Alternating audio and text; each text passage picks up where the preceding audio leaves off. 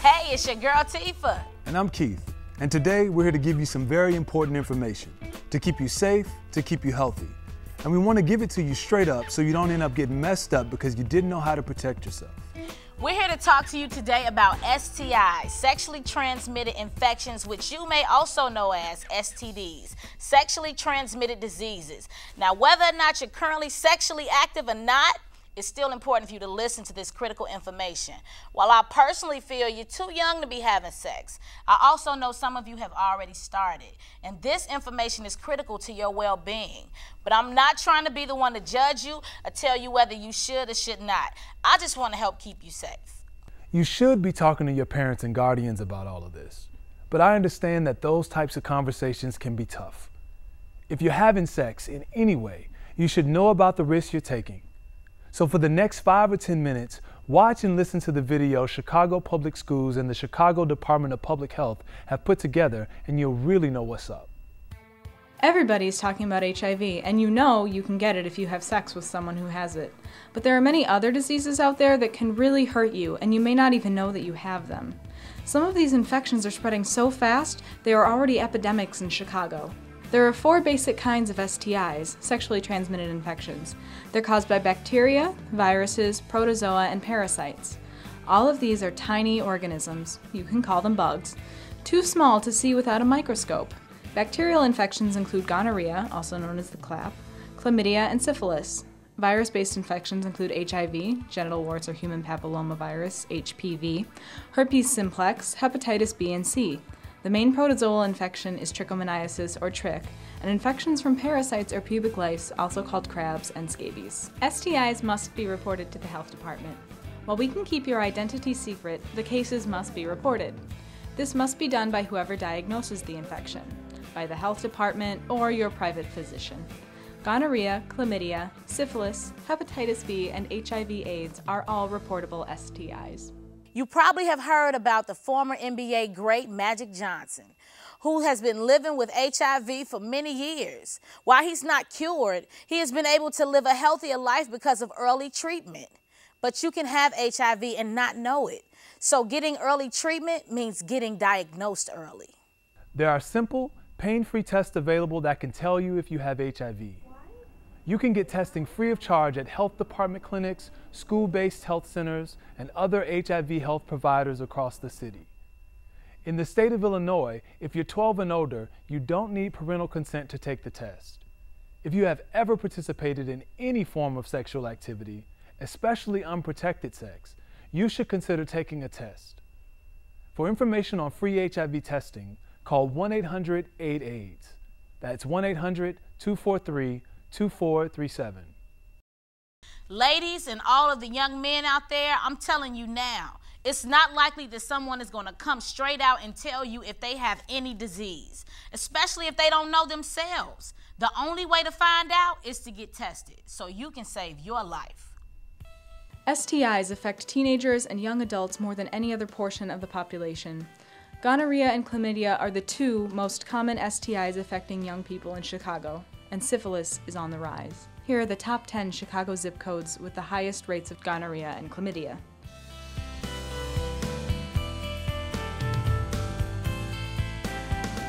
So let's talk about the 2 most common STIs among your age group, gonorrhea and chlamydia. Now remember, these are bacterial infections, and if detected, a person can be treated and cured of both of these STIs. Gonorrhea. The symptoms for gonorrhea appear 2 to 10 days after having sex. Symptoms include a discharge from the penis, vagina, or rectum, and painful, difficult urination. In women, abdominal pain and bleeding between periods may occur. This is what a person may see if their infection goes undiagnosed and untreated. Chlamydia. The symptoms for chlamydia include a burning sensation when urinating and a discharge from the penis or vagina.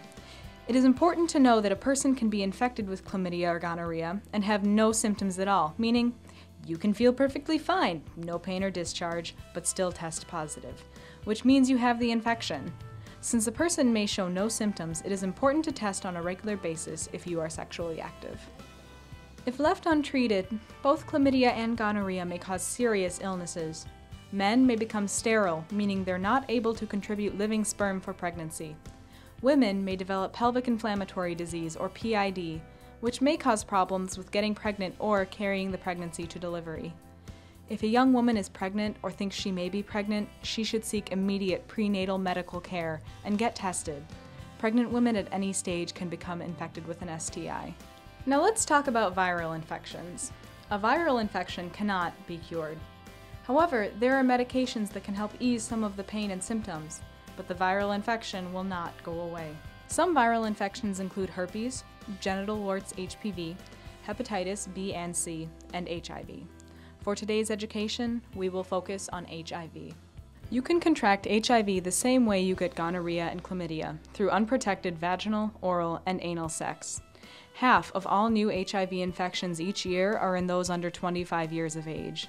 You can't look at someone and tell if they're infected with an STI or HIV, and not everyone will be honest and tell you up front.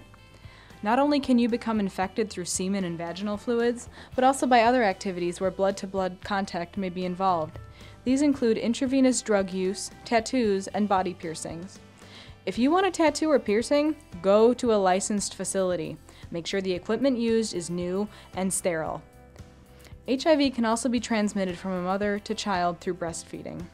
So, you can't contract HIV from shaking hands or sharing toilets or food, and you can't get it through spit, kissing, coughing, or mosquitoes. HIV is transmitted through semen, vaginal fluid, blood, and breast milk. HIV stands for the Human Immunodeficiency virus. Remember the word virus, not curable. Our immune system is what helps keep us healthy from bacteria and infections. Types of white blood cells, known as T cells, help in this process. The HIV breaks down your immune system. Once the virus attacks the T cells, we have no more fighting power and our immune system begins to weaken.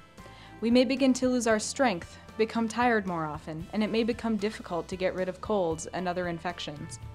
Once a person knows their HIV status, meaning if they're positive, they have the infection, or negative, they don't have the infection, something can be done. If in medical care, a person may receive medication that will help keep their immune system healthy. Again, HIV is not curable, so these medications will not take the infection away. Anyone who has ever been sexually active should get tested for STIs, since most of them have no signs or symptoms. Just because a person may not feel or see anything different does not mean that they are free from infection. Many young people may have some concerns when deciding to get tested, but remember, in the state of Illinois, any person aged 12 and up can consent to their own decision to test, receive treatment, and obtain other services without parental consent. The more youth that test, the more we can decrease the number of youth infected with these sexually transmitted infections, including HIV. Now that you have some information about STIs, how can you prevent them? Here are some tips. Abstinence, not having sex. This is the only 100% way not to contract an STI.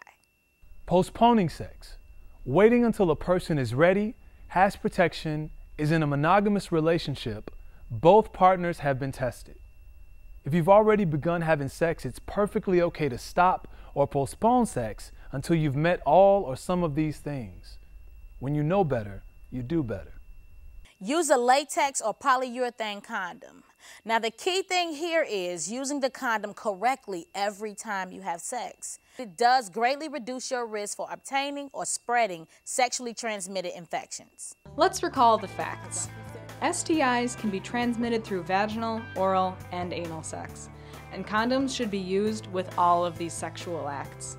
A person can protect themselves during oral sex by using latex barriers like flavored condoms and dental dams, which will reduce the risk for getting an STI. Dental dams are flavored sheets of latex that are placed over the genital area. Did you know that there are female condoms as well as male condoms? Some men also use female condoms. A female condom can be used during vaginal and anal sex. You know, some young men and women say condoms are too small or they break. Condom breakage can be caused from using a condom incorrectly and increase the risk of infection. Let's watch a demonstration on how to correctly use a male and a female condom.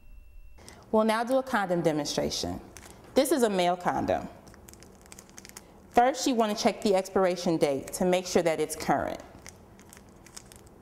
When opening a condom, make sure that you do not open a condom with your teeth and/or with scissors. It could potentially put a hole in the condom, which will cause the condom to burst when using it.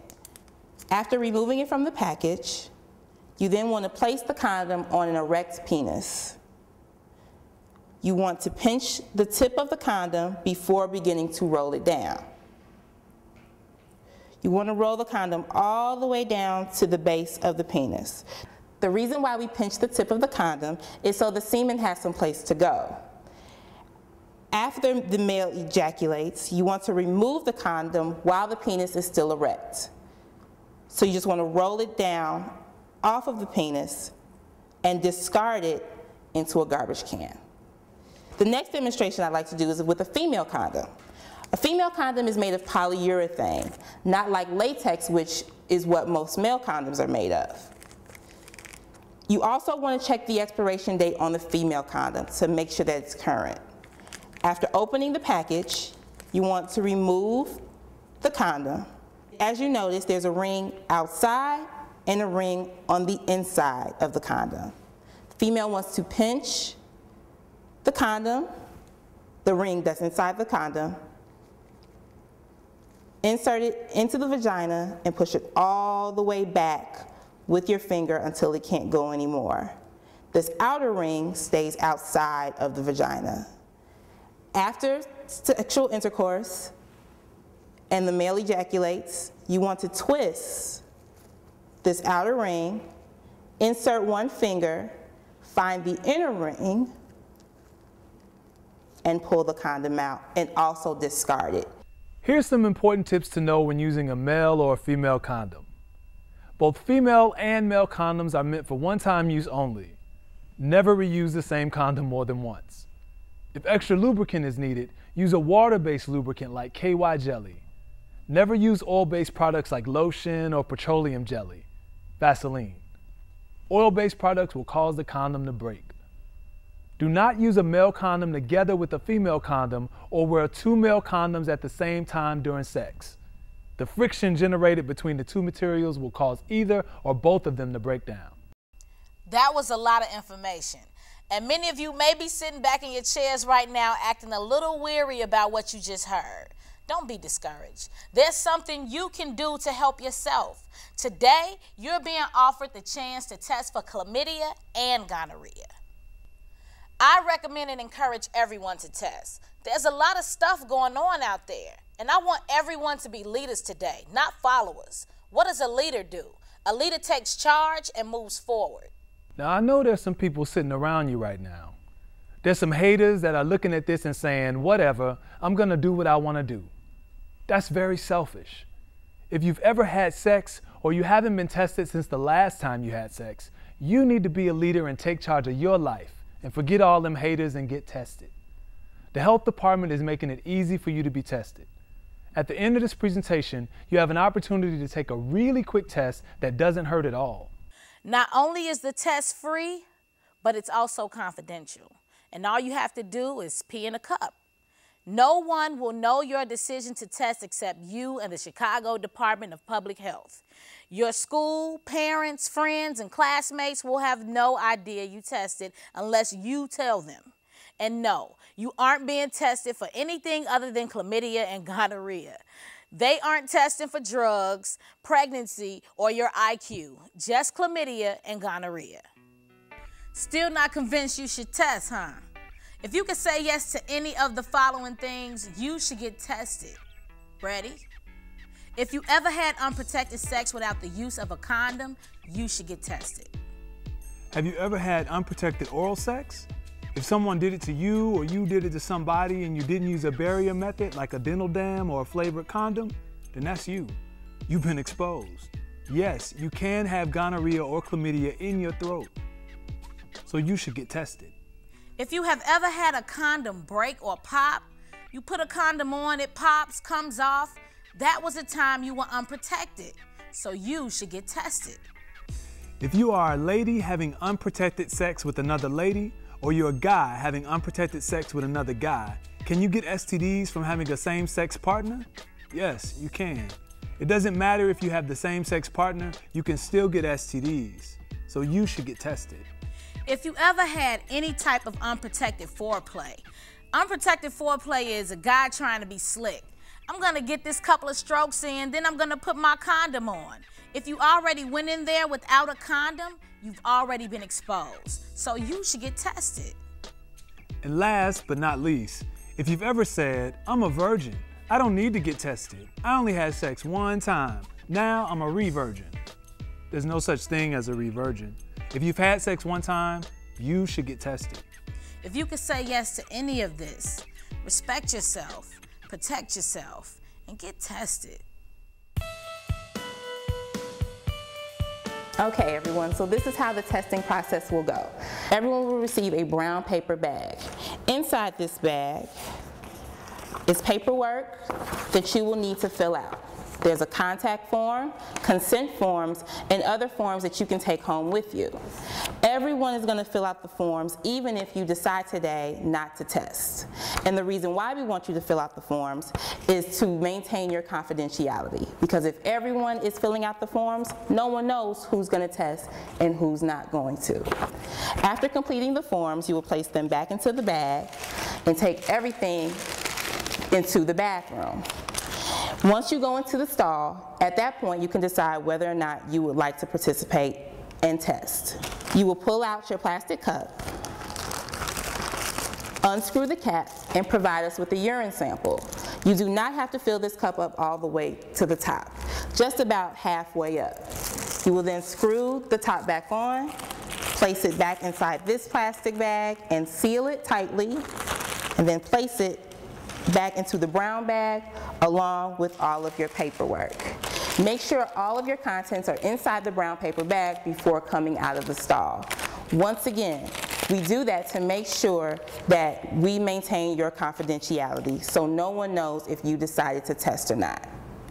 You will then be escorted to another room where you will meet with a counselor to turn in all of your contents and your specimen cup. At that point, the counselor will look over your paperwork, make sure everything is complete, and ask you any additional questions. At this point, you can also ask the counselor questions, any questions that you may have about STDs. This is a good time to ask them.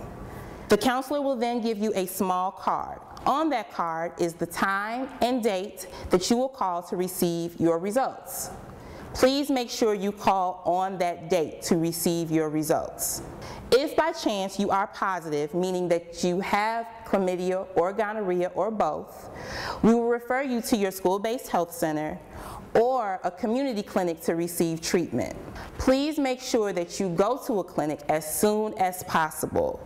If you wait a long time, the infections can do more damage to your body.